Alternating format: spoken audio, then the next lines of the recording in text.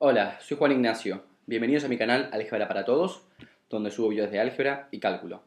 En este video vamos a averiguar algunas derivadas, porque nosotros cuando conocemos las derivadas de las funciones, ¿qué hacemos? Vamos a la tabla de derivadas, como si fuese la Biblia que tenemos que creer, ¿no? Nosotros habíamos llegado y habíamos demostrado de forma geométrica, ¿sí? No fue una demostración formal, pero sí fue una buena demostración geométrica, a que la derivada de una función en un punto x se escribía como el valor que toma la función en un punto x más un pequeño desplazamiento delta de x menos el valor que toma la función en ese punto x dividido delta de x, pero cuando este desplazamiento tendía a cero, es decir, aquí vamos a hacer un poquito más de lugar, se consideraba el límite con el delta de x tendiendo a cero, ¿no? Esta es la expresión de la derivada.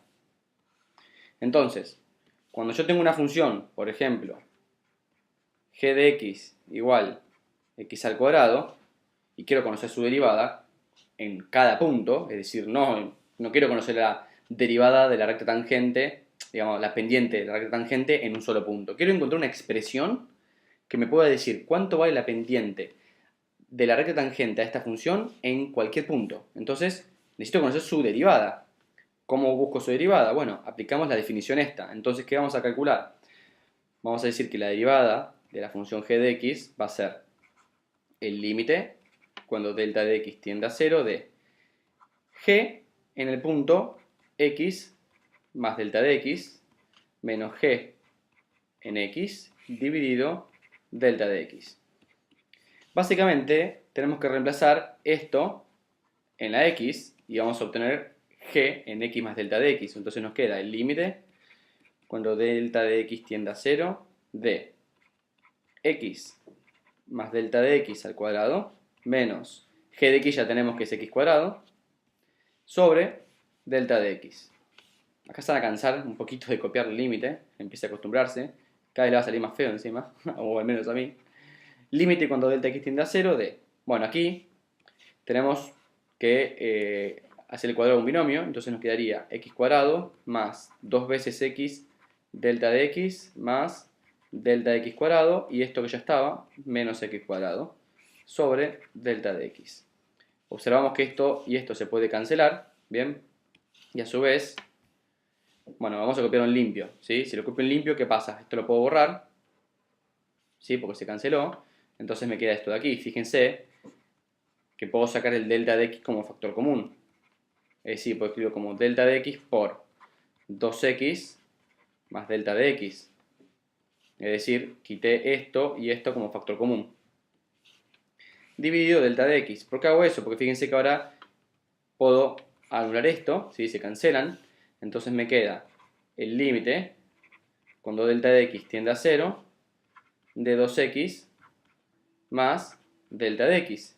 Entonces básicamente que encontramos que la derivada de g de x, o sea, g' de x, ¿qué va a ser? Bueno, cuando delta de x tiende a 0, esto básicamente se va y me queda únicamente 2x. Entonces aquí encontramos la derivada de x al cuadrado. Entonces, si nosotros sabemos que para x al cuadrado su derivada es 2x, puede resultar interesante encontrar la regla de la derivada cuando tenemos x a la n, para ver cuál es, ¿ok?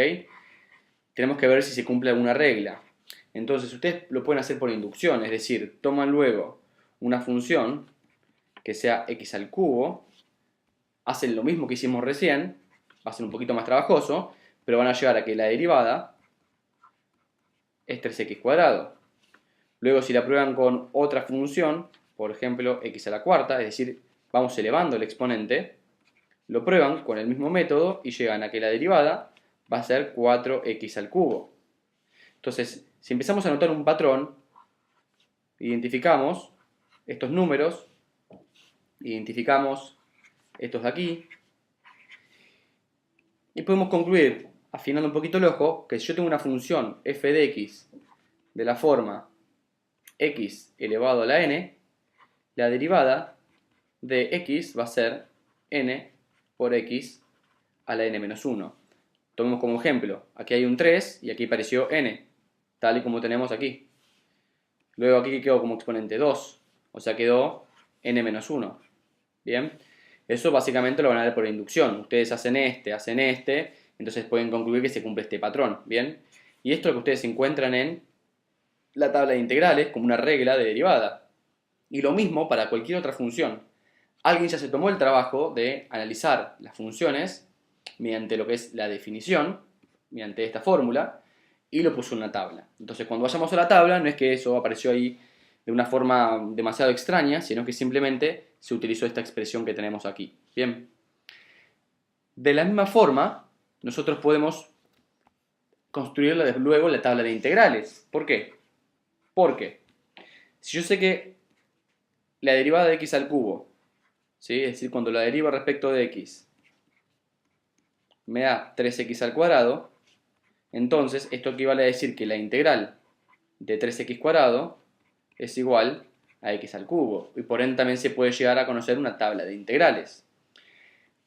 Más adelante, cuando estemos viendo integrales, aquí en los comentarios les voy a dejar un link hacia la lista de reproducción de integrales. Vamos a explicar bien esto. ¿Por qué la integral es lo opuesto de la derivada?